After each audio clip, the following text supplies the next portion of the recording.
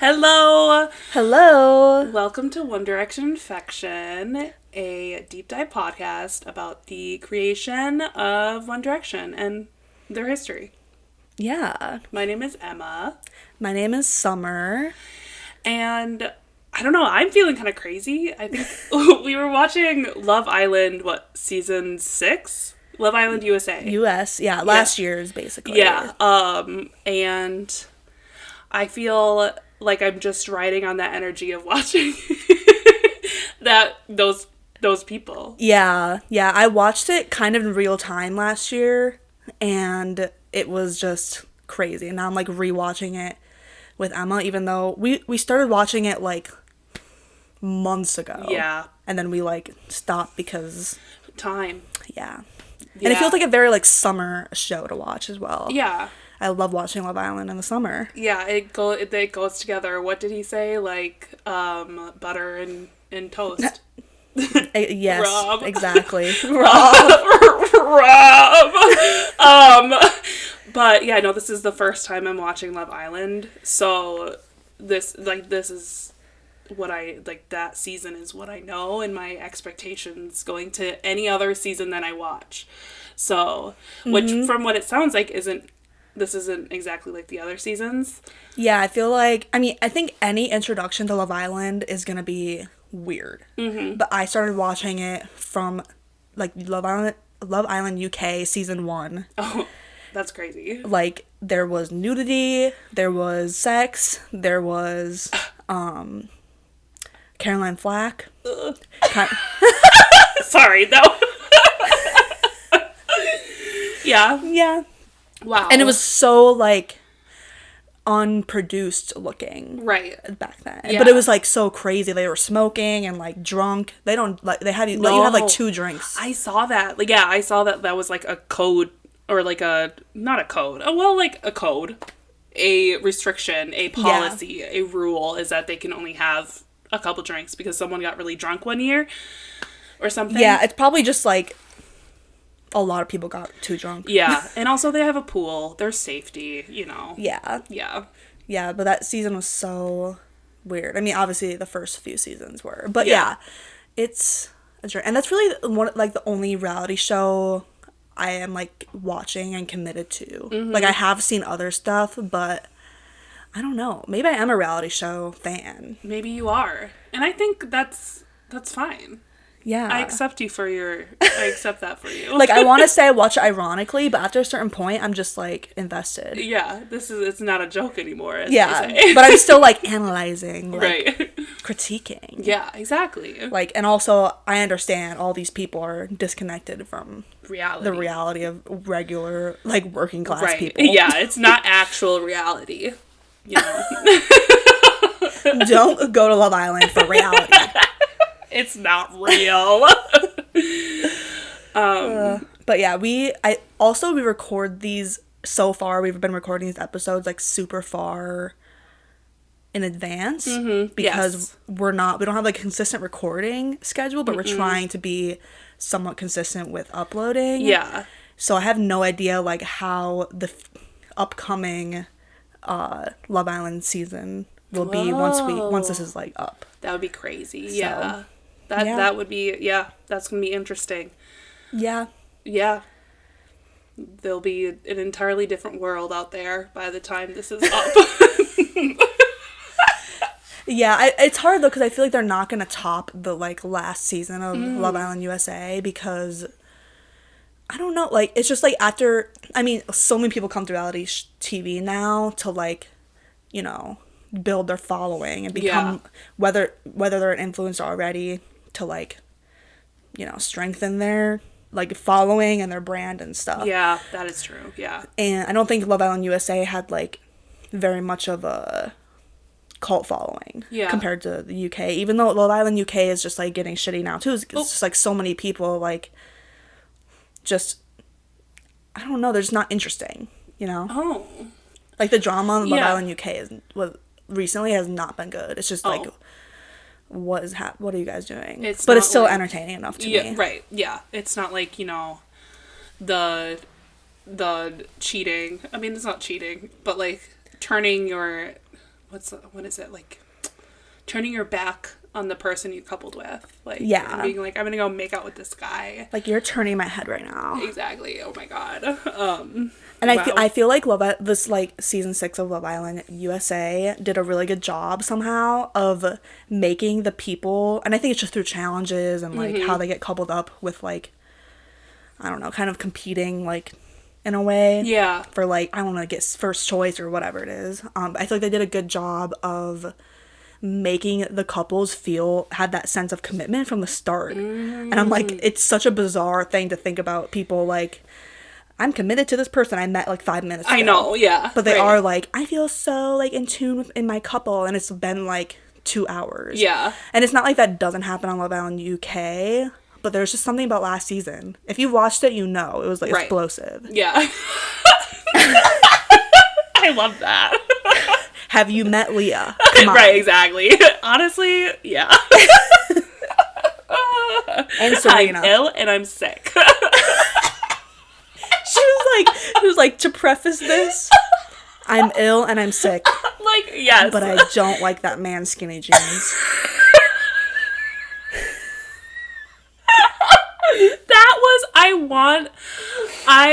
Like that, same. Me too. I get it. Oh my god. Like, yeah, that was awesome. Like, my favorite part.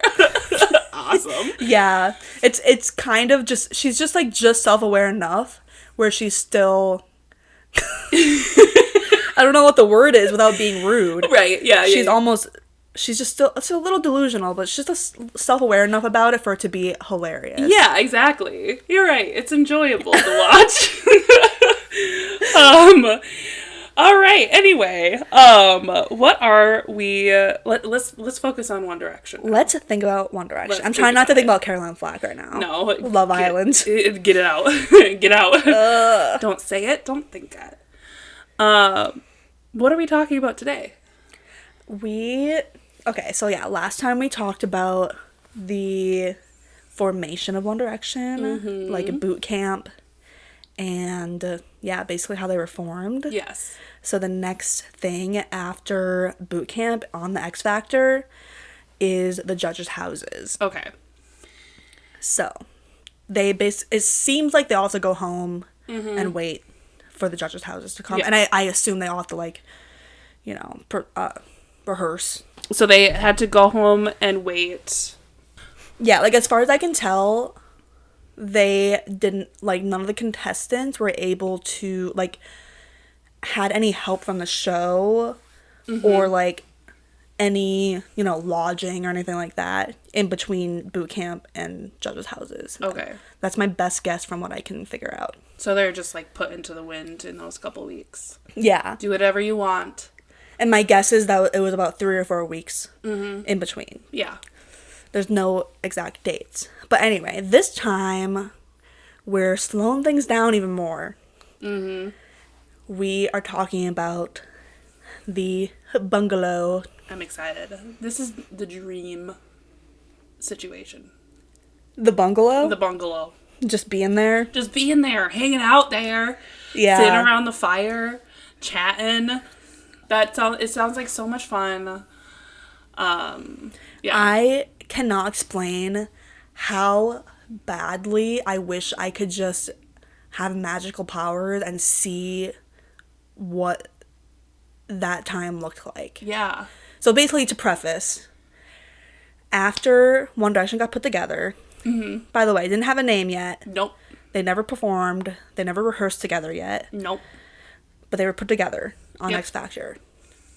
And they had to get ready. They got picked to go through to judges' houses. So they had to get ready for that. Yep. So they go to, and this is, lore in the fandom. It's known. Yep. Whatever, fanfics, what have you. They go to Harry's dad's bungalow.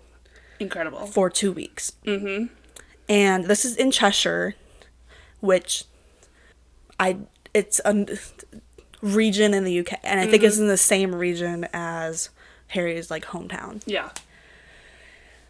And also a bungalow apparently is a small single-story house. Okay. If you want a more detailed definition, look it up. Yeah. But I Go was to like, Google. a bungalow? That just sounds like so fancy. Yeah. Like, why are you saying that? Yeah. What? But it's just like a small house, like a Yeah. cottage. Yeah. 1 story. Probably has 1 bathroom. Maybe so. Maybe. Maybe 1.5, 1.5. Yeah. Who knows? It depends on the bungalow. And look, this is not a deep dive on the bungalow. We're gonna map out the I bungalow. you could probably find the address if you wanted. You. You could probably find out information about it. That's not what we're doing here. No. I genuinely feel creeped out about certain information that is out there about the boys. Yeah, it is a little, it's disturbing. Yeah. It's disturbing. So, like, yeah, we try to, like, keep it to stuff that they presumably agreed to have out there. Like, being on X Factor, like, their birthday, things like that. Yeah, exactly. Like, if it's stuff that I wouldn't want the internet to know, I don't pay attention to it. Like, I'm like, if I don't want my address being out on the internet, I'm not going to look at these boys' addresses. I mean, even, like, not just my address, but, like, my dad's house from 2010. Yeah. Right. The specificness of where it. I spent 2 weeks with my bandmates. Yep. And I don't want people to know that. No. Exactly. So I know we mentioned in the Harry episode that his parents are divorced. And so Harry's dad obviously lives separately. Again, I don't know very much about their relationship. I think I know I said he's weird in the Harry episode. Yeah. And I do think I stand behind that. Okay. Like, but I don't think he's like an absent father. Right. Yeah. I don't know. That's like the vibe I thought that maybe that gave out that I didn't intend to necessarily. Yeah. Okay. But he still seems weird, especially compared to Anne. I'm like, I love Anne, Harry's mother. I stand behind her, fully support her. I love her. I follow her on Instagram. Wow. But like Harry's dad, I'm like, I don't know about you. Yeah, I don't remember his name. I don't know what he looks like. So, unnecessary. Yeah, exactly. That's kind of what I think. I know he has a bungalow, and that's all I think I need to know. Yeah. So. That's all. That is all.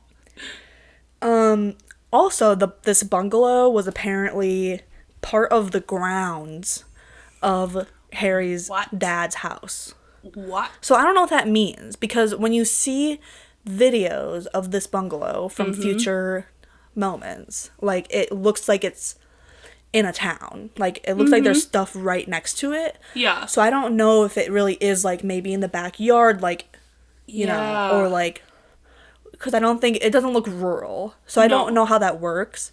But anyway, it does seem to be basically an extra building on Harry's dad's land. Yeah, so, his dad owns a lot of land. Not even necessarily. Right, yeah. Well, enough to have a small house or a small single-story house on the same land as, assuming, his other... A bigger normal house. Yeah. Yeah. I don't know. But I can kind of picture it. Like, if I think of, like, a European, like, British, like, residential area, it's, like, it is smaller, but it's more so just narrow, and you're closer together. Yeah, right. Like, I can picture, potentially, this is all theoretical, because I don't know. Right. I can picture, like, a street-facing house, and then behind that's, like, a garden, and then behind that's a little house, a little bungalow. Yeah, I'm thinking about, so I watch a lot of, this is completely off topic, and that's okay, but not really. Oh. I watch a lot of, like, Agatha Christie, BBC shows that just have adaptations of Agatha Christie books, and there's this one I'm thinking of. I think it's the, oh my god, it's the I'm not going to remember it right now, but there is an artist living in what I believe, now I'm thinking about it, is the bungalow in the back of the, oh, it's the vicar's, it's something about a vicar.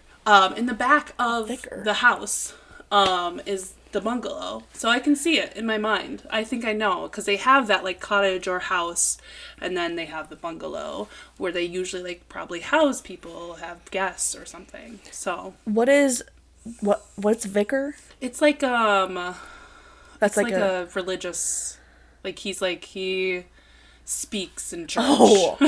He's like the pastor or the preacher. I was raised atheist. I don't know if maybe the average person knows that. Right. I don't know. Is that, I really thought it was someone's name at first, and I was like, I better check. Maybe check that out. Anyway, in this episode, we'll call it Summer Comes Out as Atheist. Oh my god. Yeah. Yeah. What can I say? My household raised me this way. Yeah. You, in third grade, specifically, you questioned my beliefs. You made me at least question my own. Oh my god. I did not believe you when you said that Santa Claus was not real. Oh my god. And now we're here, so. Look, I did believe in Santa Claus for a little bit. Yeah. But once I was asking my parents a lot about it, they were just like, next time that she asked, we're just going to tell her. And I think I was in first or second grade. Yeah, that makes sense. Also, we had a Jehovah's Witness in school who was going around telling everybody, Santa's not real. Like, the Easter Bunny's not real. I don't know my birthday. Oh my god. I literally, I felt so bad for that person. I was like, you do not get to celebrate your birthday. He didn't give a shit. He didn't. Like, if you don't have it from the beginning, you don't care. But for me, I was just like, what? I just remember he was in my first grade class, and this is going off on a tangent, but that's okay. Like, we would, line up at the door based on certain things. Yep. If your last name starts with a D, if your last name starts with this, go line up at the door. Like, just who lines up at the door first, who gets to be at the front of the line. Yep. And one time, our teacher did it based on birthday. Yeah. He didn't know his birthday. And he was just like, I don't know my birthday. And he just said it so neutrally. That was completely, I don't even know where we were what we were talking about. Santa Claus. I'm just not remembering. Anyway, so I could picture the bungalow being on the property. Yeah. Yeah. And then also, like, the idea of the bungalow being on the land or whatever is, like, interesting, because I don't know why, like, I've only recently began to understand that Harry is, like, I don't know what class he is, but he's definitely in more upper class than the other boys. Yeah, right. And, like, I know I've seen, like the British class system is different than the US, and I don't even understand it fully. Yeah. But, I know, so I was watching a YouTube video, and someone in the comments, I forget what the video was about, but it was about One Direction. And someone in the comments was like, I think something that people forget is that Harry was of this upper class. Oh. And that's part of why he was able to, he knew how to mingle and make, like, network and make connections, and then, like, have this, like, really good record deal. Like, he's talented, he has a vision, he's very, like, good singer, good artistic, like, vision. Yep, he's driven. But he, like, knew how to make connections and get that opportunity. And the first deal he signed for his first album, he had, like, total creative control, like, all that stuff. Like, and he was doing this networking, like, and he's a nice guy. I don't think it was, like, an ulterior motives or whatever. At least not completely. But he was doing that during One Direction because he knew he was going to need that. Yeah, for sure. I mean, it's just smart. I mean, I think it's just what you do when you're in the entertainment industry. or That's what Harry does. I that's don't what know if Harry the other does. boys were doing I don't it. know. I don't know. I think that's just what, like, I'm sure they were, but I think Harry was thinking ahead. Yeah, for sure. Yeah. And, yeah, like, yeah. I think that speaks to his, class standing. Mm-hmm. Yeah. Yep. And also, I watched an interview recently of, like, the boys in, like, I think 2011. And for some reason, the interviewer asked, like, who's, like, the most posh one here? And they were like, Harry. Harry. And he has, like, the most, like, posh, like, accent. Mm-hmm. I don't know what the right word is besides posh. Yeah. Yeah, I have no idea. But Like, it's think, not associated yeah. with, like, working class. Yeah, right. That makes sense. Interesting. So, any Brits chime in? Yeah, please. Chirp down in the comments. Chirp down? Oh, yeah. Oh my god. You know how it is. Yeah, the Brits are always chirping down in the comments. They are. They really are. But yeah, and then it seems like, if you're a fan, you've seen This Is Us. Mm-hmm. And it seems like, they were pushing the idea that they're all working class in that movie. And I do kind of think they were. Yeah. But, like, I feel like definitely it seems like Harry had, a little bit upper hand. Like we've been saying. Yeah. In that sense. Mm-hmm. So. Yeah. Okay. We're not saying he was, like, a millionaire, but, like... No, but, like, it was, like, his dad had a bungalow.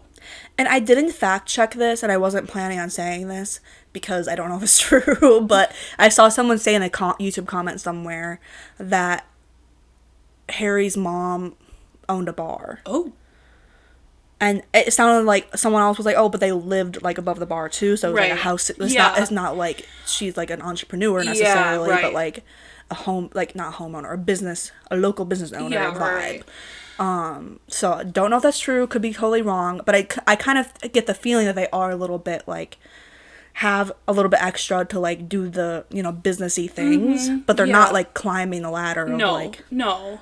Whatever. And also, Harry's dad could have a different, probably had a very different, like, income and, like, class than even his mom. Like, that could be a possibility. Yeah. So, obviously, we don't know their financial history down to a T.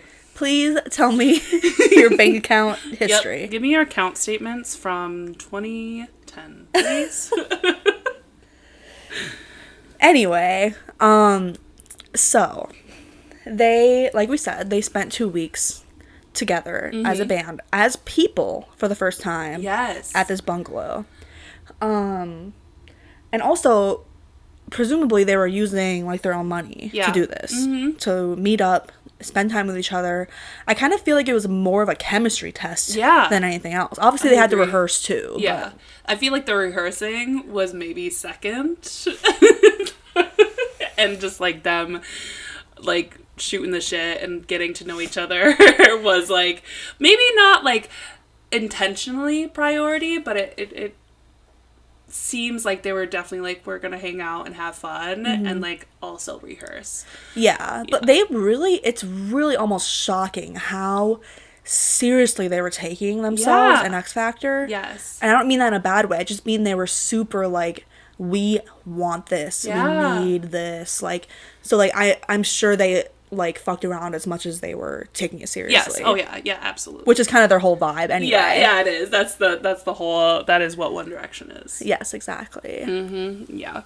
Yeah. But it's kind of crazy to think, like, this TV show just put them together as a band, and they all live in different places, and now they have to, like, find out not only, like, the musical part of, like, do they sound good together, but also, like, do they get along? Do they mesh just, like, on stage? Right. But also, personality-wise, are there going to be conflicts?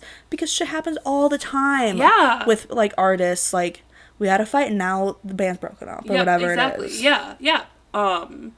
And I'm also thinking about where each of them were at, like, musically, and how much they, like, experience they had, and, like, how do you even get to a point where you feel comfortable? I mean, obviously they're very different personalities from mine, but, like, you're, like, that the vulnerability of being able to be like, hey, like, this is my this is my background. This is what I bring to the team. And then also having to face, like, oh, I now have to recognize that this person is maybe stronger in this area, and like what each of them brings to the team. And like and I know and I don't know which we're going to talk about in a second, but the article, the Digital Spy article, like they really did have to like fight back their egos. Like figure out who's gonna give and take and when. Yes. These are 16, 17, 8-year-old boys. Yeah, exactly. Like, it's actually pretty impressive that they, like, got along as well as they did and for as long as they did. Yes. Yeah. Because they weren't friends. No. They didn't make that decision themselves. Nope. Like, it was either do this or quit. Yep. Or be done. Go home. Yeah. Or fail, basically. Yep. And maybe continue doing, you know, opening up for other artists or doing wedding bands, wedding performances, and maybe try again on the X Factor in a year or two. Yeah, but especially for, like, a teenager, like, that feels like life or death. Yeah, exactly. Like that. Ugh, yeah. Devastation. Yeah. Yeah. Yeah.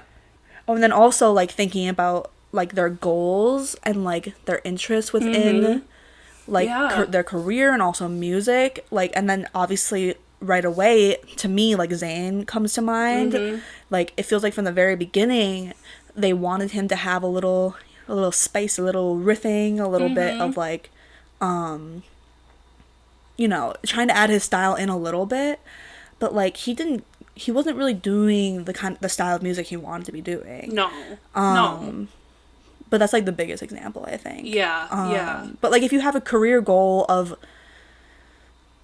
I don't even know what an example is, but, like, if you don't want to be in a boy band or something, or one day, you like doing this now, but one day you're, like, Harry and you want to do it on your own. Right, yeah. Like, how much grace do you give? And, like, how will those goals and interests, like, clash or not? You know? Yeah. I mean, I guess in this instance, too, they were so young that I'm sure they were all thinking, like, I mean, I have no idea, but, like, they all obviously went into X Factor thinking they were going to be soloists. And so to pivot and, like, suddenly be like, I have to put my entire career on these 4 other people that I just met, that I have to get to know, that we all have, not very different, but for the most part, different styles, especially Zayn. And I mean, that's a lot of sacrifice. Yeah. Like, not to be dramatic, but it is. Yeah. So yeah, it is very impressive that they were able to get along quickly, and then stay together for as long as they did. Yeah. It is just weird, like you said, like, thinking about, like, these random boys are tied to your career forever. Yes. Yeah, exactly. And, like, especially thinking from these early days, it's like, I don't know you. Like, no. Should we even be doing this? Right. But also you have to because you don't have any other, like, opportunity. Yeah. And they don't, it's like they don't realize that everything would be fine. They could just come back to X Factor. I'm sure Harry would have smashed it. Oh, he probably would. He probably would have won the next season if he went back on. Yeah, but, like, maybe, I mean, I don't know. It's just... You never know, right. You never know. But I think at that age, like I said, like, everything just feels so intense. Yes. And I'm not saying that life doesn't feel intense for anybody. Like, it does. Yeah. It doesn't really go away so much. But, like, you don't have, like, as much perspective. No, it's so, like, I mean, I remember being a teenager and getting rejected from a college, and you're like, well, that fucking sucks. My future is completely changed. And it's like, during that time, you're faced with so many different possible lives, and you're either following a path and you're like, this is great, or you're being denied, and then all of those lives are, like, gone and out of your reach. And so to be, like, in this like, weird ass situation that the X Factor is, and then also putting your faith in these other people that you don't know, And it's just like, I mean, like, if one of them decided that they didn't want to do it and they, like, follow through with that, like, what? Like, you would have to just accept it. Basically, the boys are putting a lot on the line to be in a group together. Yeah. Yeah, and I think they're happy to do it, but everything's nuanced. Yeah, exactly. But yeah, we mentioned earlier, according to a 2010 article from Digital Spy, which, by the way, was only written and, like, what? It was a short article. But it was only written and, like, I don't know the word is, like, uploaded or whatever. Like, I think a couple days after the judges' houses' performances were aired. Whoa. So it was before live shows. Wow. Yeah, that makes sense. But I'm like, that's kind of impressive. Yeah. That they had an article. That? Like, who they were just like, I'm ready, I'm writing this down. Here's some. Yeah, I mean, I think people just like X Factor. Yeah, that's fair. And, like, this was, like, one of the most, I think this was, I've heard around town, that this was, like, the most popular X Factor season. That makes sense. So, yeah. I don't think it was just because of One Direction, because I watch a lot of X Factor YouTube videos, and a lot of people in there are just like, I like Mary. I like this person. Oh, yeah. This person. Like, and they're not talking about One Direction at all. Right. But there's still a lot of One Direction stuff. Yeah, of course. But, yeah.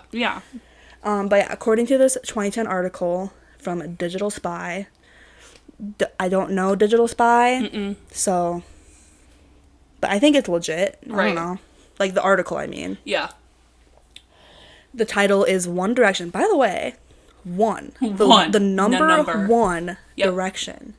And this was in the X Factor show, too, where they just put One Direction. So I'm like, I don't know if that was, like, just a shorthand, or if they were really trying to call themselves the number one Direction. Yeah, I mean, I feel like at first they were, or maybe they weren't consciously thinking it, and they made a decision later on. Obviously, they made a decision later on to, like, write it out. Yeah, but the title is Number One Direction. Quote, we had to overcome our egos. It's a really short article. It is, and it's kind of clickbait. It is, but, like, basically, I think Louis is quoted as saying, to start off with, this is the quote. This is the quote. Quote. To start off with, it was difficult because we all had our egos and we wanted to get ourselves across in the group. It was tough. But he said also that Louis was the only one with a car. Yeah. And I don't know if Harry could drive, but I think at one point, at least, like, Harry and Louis were the only ones that could drive. Yeah. In general. Yeah. But Louis was the only one with a car. Only one, yep. And who could drive. So he had to pick them up. That is so funny. Quote. I love it. Proper road trip like. I love it. That's incredible. That's a dream. Really. Just, like, driving around the UK. So bad. Right. Okay, you tell that to the Brits, though. Driving around the UK. I know this is, like, a stereotype at this point. Yeah. But they're like, oh my god, my boyfriend or whoever, my friend lives, like, an hour away. Yes. Like, I can never see that. Like, what? An hour? That's like, no. That's nothing. It's nothing. That's a day trip. That's like going to Target. Exactly. Like, quite literally going to Target. That's how much time you spend in the car to go to Target or the mall or something. If there's road construction, it could easily be an hour or and maybe more. I don't know if people are saying an hour. That's just something I just made up. Yeah, exactly. But they are saying shit like 2 or 3 hours. Yes. So therefore 2 or 3 hours I never see them. No, that's insane. I have to travel that far to see my mom. Or she travels that far to see me. Vice versa. It happens. But, like, are you kidding me? No. Yeah. You guys just don't want to travel that far to see this person. But I do get it because their country is so small, so they're like, this is all we know. Right, exactly. It's proximity, whatever. Yeah. But anyway, I just, in my mind's eye, see Louis picking everyone up in a little car. I know. Like, I want to see it. I want to see the real image bad, just in my brain. I can picture it. I don't need to put it on Instagram or anything. I just need to see it. I just want to see their little micro interactions with each other and, like, awkwardness. Yeah, it would be, yes. And, like, the fun parts and, like, yeah, the you don't know what to say parts. I don't know. I just I want to hear the jokes that didn't necessarily land, but there was some awkward laughs because they're all like stuck in. I'm sure it's a small car. They have their packs, their like backpacks ready for a 2-week trip. There's 3 of them in the back. Louie's driving. Someone's in the front seat. I put my hand Emma up. is miming. Yeah, I'm steering the wheel. Emma is miming Louis in 2010 to go to Harry's bungalow. Hands on the steering wheel. Yes, one hand on the top, and the other on the thigh. Oh yeah, it's gonna be what's the manual? Oh yeah, the manual. What do you call it? Manual transmission? Yeah. I love my automatic Camry. Okay. Automatic. But yeah, like I want to see that. I want to be a little fly. You know, I want to be the fly on the wall in that little car. We don't even know what kind of car it is. A little fly on the car window, if you will. And only stay there for 20 seconds because they kick me out. But who wants a bug in their car? Anyway. What is going on? I don't know. Fanfic. You're a fly on the wall. POV. You are I need to look up some common English insects that are I need to know what time they're out and what time they are at the bungalow. This is the research that you have to do for a fanfic. Yeah, and also the car is a Clio. Okay. Clio. I've never does that heard look of it. like? I did look it up, but it doesn't look. It just looks like a little English, European car to me. That makes sense. Oh yeah, that's kind of cute. Like I care. And that's what the car looks like, by the way, exactly. when you're the fly. Yes. Okay. In the car. And it probably kind of stinks in there. I don't know. What? my POV is that it's a little stinky in the car. It's a little stinky. It's a little stinky. I don't know what I'm saying. We need to have a newsletter and put that story out. Yeah. There's on our newsletter, there's going to be a section for fan fiction, a quick imagine or one shot. We do monthly, and it includes that. Exactly. And we one new one each newsletter. That's what we're gonna start doing. I would genuinely love to have a newsletter for this. We could, but I am. There's already so much. There's so much. I'm doing so much. I know you so are. much. You would not believe I'm spending 10 hours editing each of these, but hee hee. What we do for love. For love. For the love of the game. For the love of the 1D. Yeah. One Direction. But yes. Just proper road trip. Proper road trip. Mm-hmm. Mm-hmm. Oh yeah, and then from the unseen footage in the judges' houses, that X Factor put out in 2023, Niall says he came from Ireland 3 times to rehearse and spend time. Yeah. Spend time together. That is so cute. I know. He literally had to travel. I'm like, what? Do you fly? Country. Do you take a train? And where do you fly into? Maybe a train. They have those over there. They have lots of those. Me excitedly. They have lots of trains. They have trains across. Do they? I feel like they have to. From Ireland.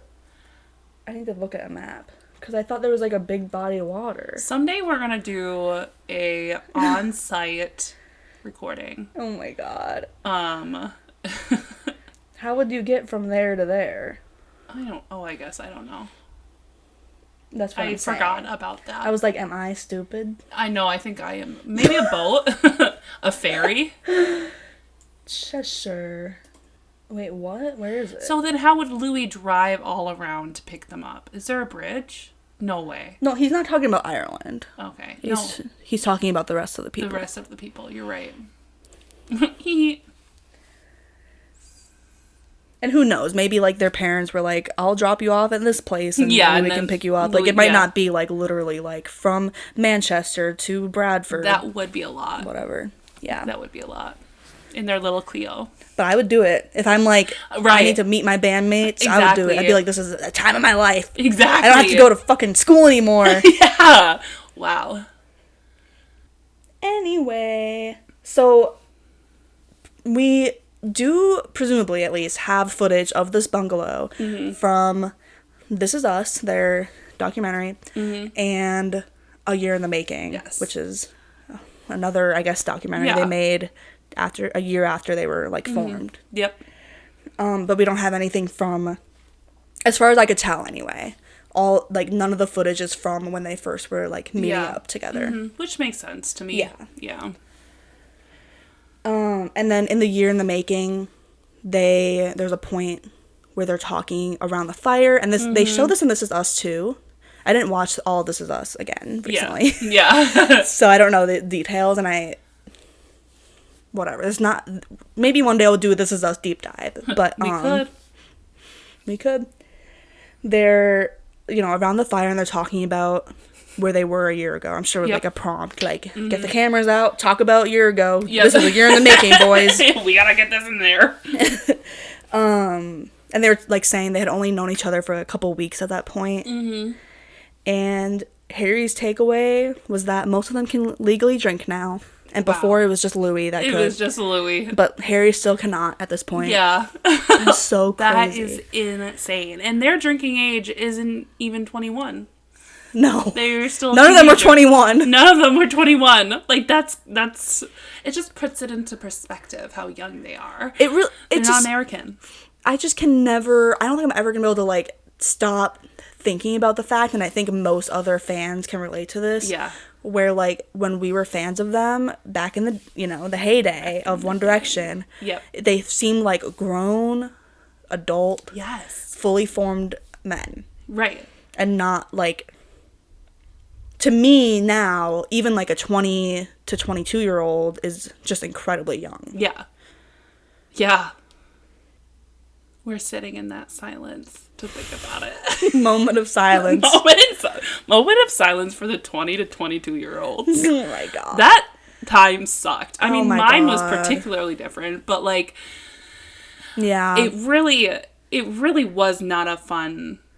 And then imagine the pandemic happens. And then the fucking pandemic happens. I think I was 22. Yeah.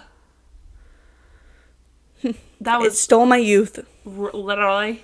Literally. Yeah. Yeah. Yeah. But they weren't even that. They were 16 to 18.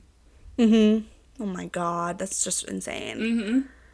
And it does seem like there is this theme of, in the UK, of, like, this, like, adultification of young people in that country, or in that, in the United Kingdom. Like, maybe, and I think this, like, even the culture in America seemed maybe a little bit closer to that back then too, but it just doesn't seem like it was the same. Like, you could drink earlier,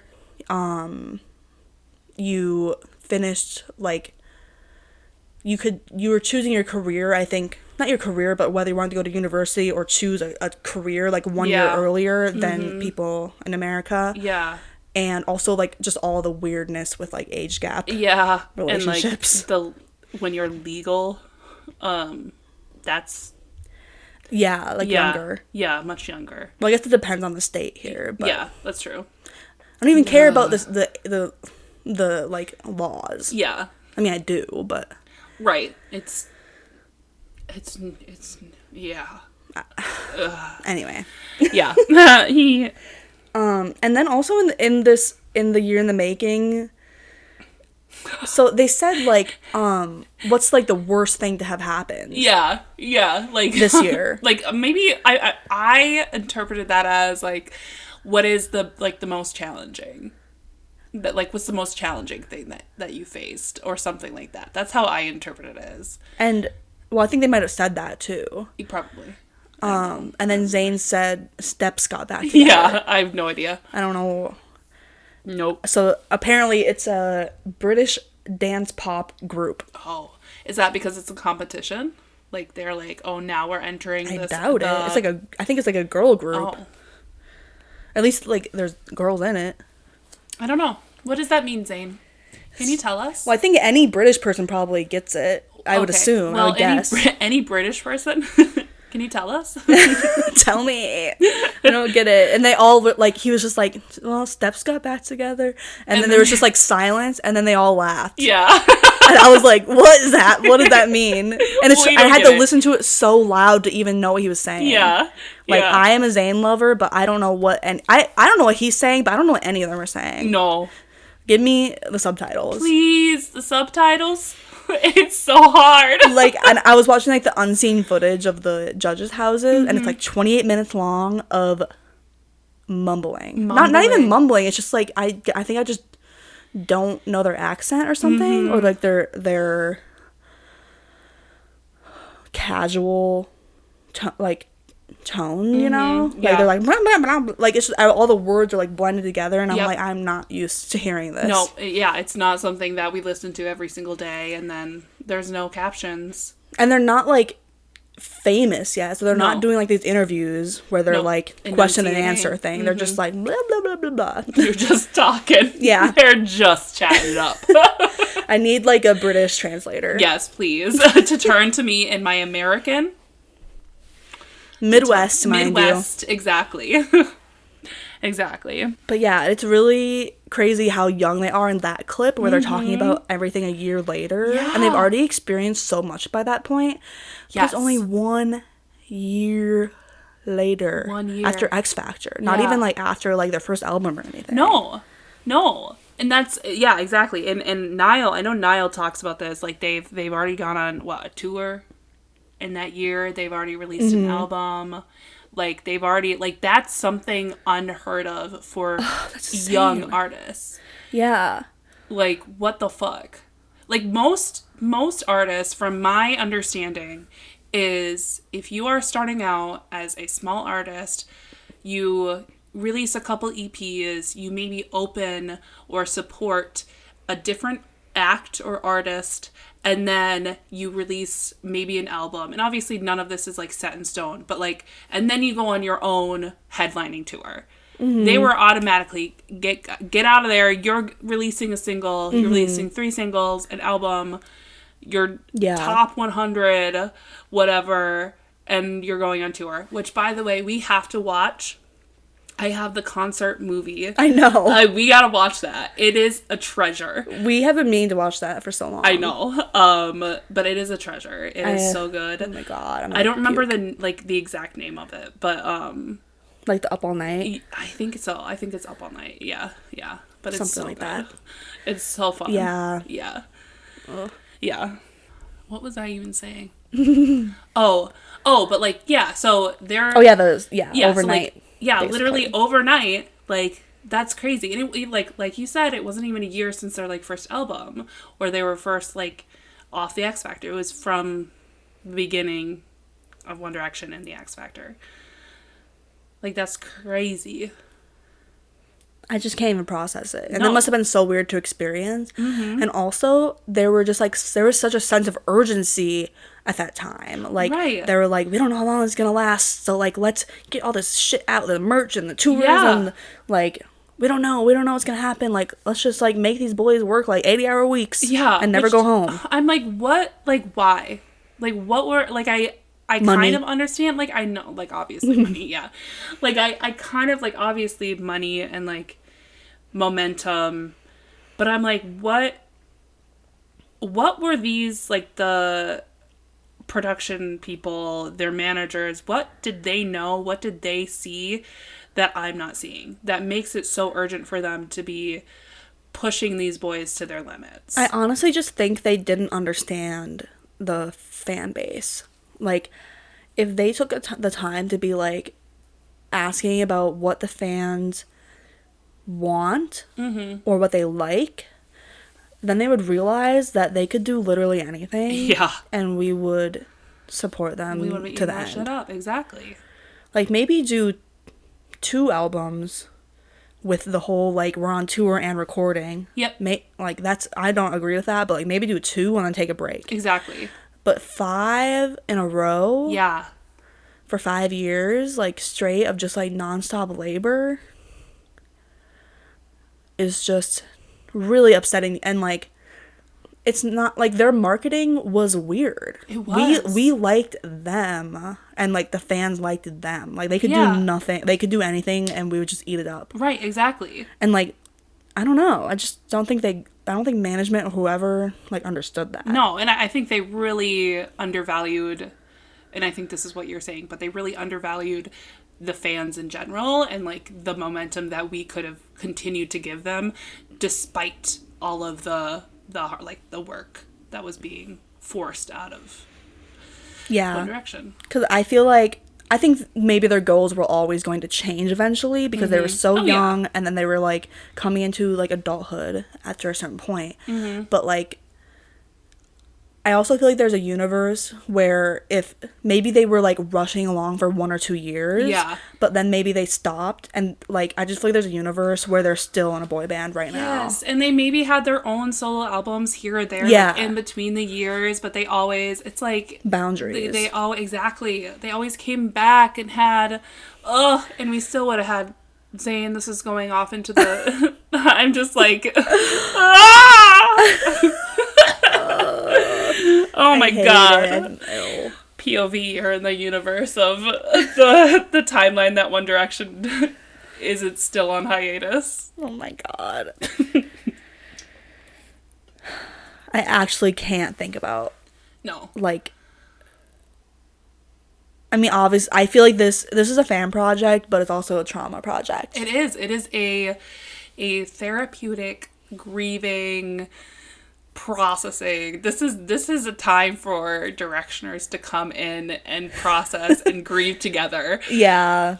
And I just can't believe, like, it's like they had their issues like, you know, a year ago or so, like last year, like 2024, and like Liam had, and I'm sure he did fuck up. He did, like we know that. Yeah. But like it's just crazy. It's goes without saying, obviously, but it just hits me sometimes where it's like it's actually not possible anymore that they could come together again. No.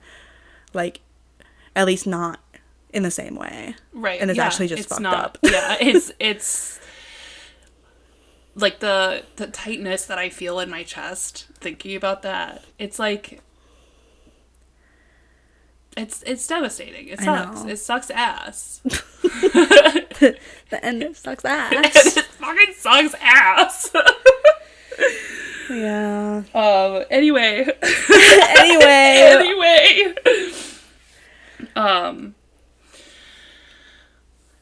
Yeah. Yeah. So yeah, we obviously know that they all got along, like, and they got along enough at this point in time, but also, and it would be interesting to go into this more as we go through the X Factor like live shows. Yeah. But like, I don't remember exactly. I think Louis mentioned it a couple times, and I've heard it elsewhere too, where like Louis and Liam did not like each other during X Factor. Yeah. Look.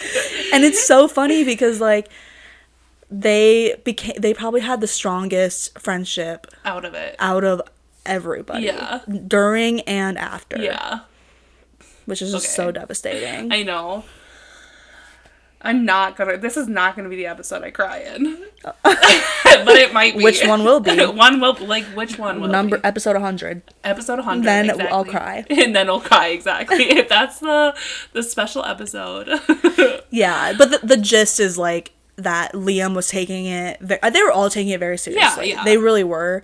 But I think there's just like stuff, like attitude wise, like off, you know, when they weren't performing, where Liam was being like, we gotta do this, and Louis was just like, meh.